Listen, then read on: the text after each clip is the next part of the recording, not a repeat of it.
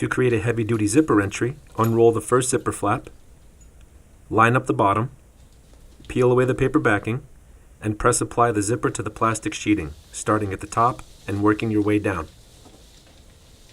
Install the second zipper roughly doorway width apart. Using our specially designed zipper knife, cut the plastic sheeting and remove the ribbons. Install the flap hooks by poking the sharp tips through the plastic sheeting. Now you can roll the door flap up and hang it in place to allow for easy access when moving tools, equipment, or materials in or out of the job site.